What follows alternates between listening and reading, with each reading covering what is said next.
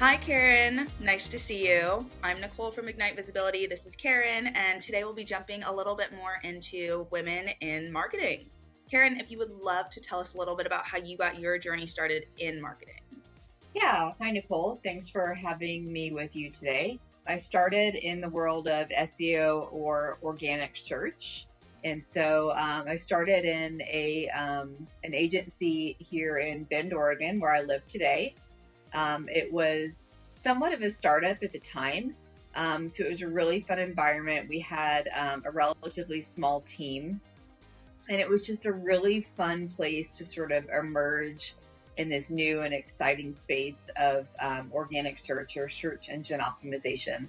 I think the reason that it was for me such a good fit was that it really enabled me to sort of use my background in terms of language and like the nuances of back in the day. It was really like looking at what does keyword A imply in terms of search intent versus keyword B. But at the same time, and I think this still exists today, there's a pretty heavy analytic component of it as well. Nice. Yeah, you talked a lot about kind of the olden days, if you will, of Yeah. SEO and getting started in organic search. Has there been a defining moment in your career that has kind of taken you and helped you shape the path that you're on today? It's really hard for me to pinpoint one exact moment. I think it's been sort of a natural evolution. I will say that one of the things that's kept me in this industry, in addition to the awesome community that we have of people that we work with, really has been the clients. I love forming relationships with each new client. It's like making a new friend. And then working on individual products, or excuse me, working on individual projects is really a great way, I think, to continue to sort of shape the deliverable, right? Because no one engagement is the same. It's definitely not cookie cutter. And so it's always a fun way to, really make a relationship and then also to just be on a team and see a project through to completion. Yeah, I love that's one of my things, or that's one of my favorite things about working here too, definitely is the team and getting to really be in the know with everything that's going on. And I think that at our agency, we are so focused on our clients and really giving them the best of us that we can to help them grow their businesses. Is there a specific marketing strategy that franchise brands should start to focus on as we move into Q2 and on for 2026? That's a great question. I am admittedly a bit biased, but I do see a really big opportunity for AI search.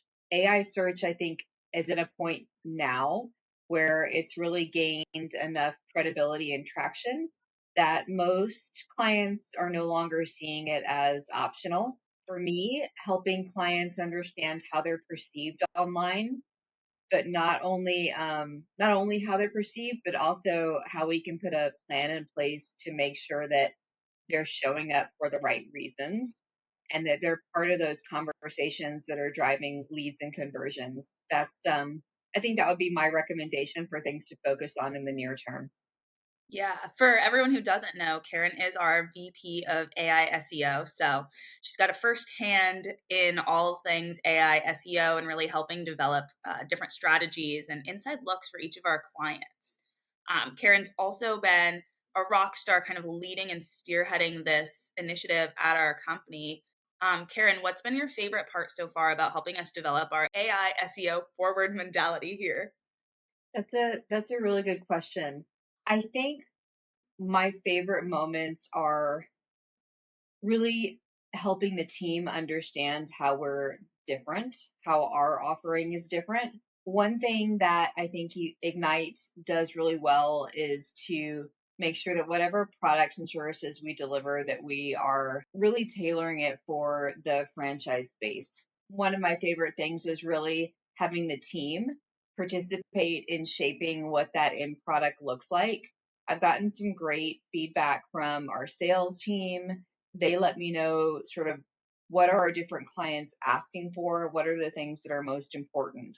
Yes, I totally agree. And having lots of ideas and people in the room helping contribute, I think always shapes a better strategy. Thinking about things that might not be at the forefront of your mind, but might be at the forefront of someone else's to really open and broaden our horizons, I think is also super important, especially in the world of AI SEO. Karen, in your day-to-day, how do you manage your confidence and collaboration and leadership here at Ignite Visibility? Oh gosh, what a good question. As my mom would tell you, confidence has never been too much of an issue for me. Luckily, it's something that comes naturally to me. But I do think that it's really important to stay current. That's one thing that is a challenge for sure in any field, but especially right now with AI. I try and read different articles and sort of thought leadership pieces for at least 15 to 30 minutes a day, just to make sure that I'm on top of things.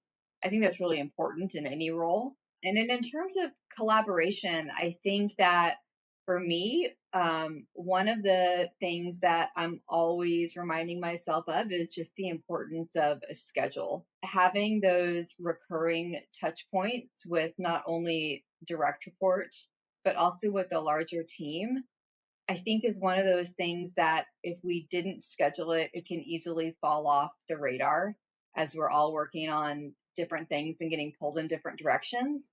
So making sure that we have those recurring schedules to really bring us all together for me is kind of how I keep on track. I love that. I'm also a big schedule meeting kind of person. I love an email here or there, but anytime we can also, since we all work remote, anytime we can all jump on a call and see each other's faces too, I think it brings a little bit more liveliness into the workplace and just re-sparks our drive to continue to do what we do. For me, having a conversation is 100% better. I feel like it's more accurate, and also it actually, I think, saves time in many cases. I totally agree. I think it kind of cuts through the clutter and really gives you that understanding through verbal key, not only just conversation, but like regular verbal cues that you might hear, whether it's a stressful situation, something that needs to be handled right away, something that can be a little bit more leisurely taken care of, and then also just giving your team members the freedom to ask questions right away. Karen, what advice would you give to maybe someone who just finished college, who's looking to break into marketing? What advice would you give them to really get their career jump started? I think the advice that I would give someone looking to break into marketing is actually pretty similar to breaking into any field. The job market is extra challenging right now. I feel like more than ever, it's really important to leverage the power of your in-person network whenever possible. The first advice I give to job seekers is to try and make that personal connection. Sometimes that might start online.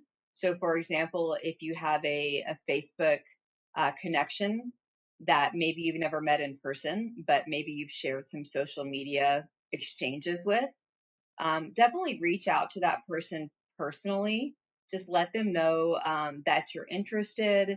Make sure that you are really clear about what you bring to the table in terms of your experience. And if you don't have any experience, it's fine to be transparent about that. But I think there's always a way to pull in something relevant from your life itself.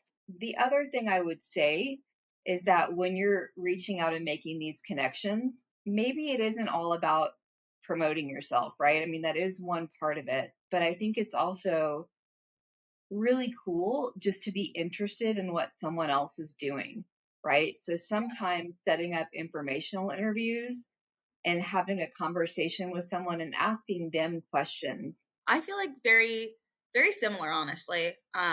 For all of my jobs that I've had, whether it was in marketing, pre-marketing, hopefully after marketing, they've all Yeah. come from different connections and really Mhm. based on my network and who I know and also how I can connect with them, not just through my experience, but same as what you were describing, B, like getting to know people and really understanding where they come from, what drives them, and then having that inside look at, oh, am I really interested in this career? Or taking a step back and maybe this isn't necessarily for me, but I like aspects A, B, and C about it, and that might lead me down a new path in the future. Who knows?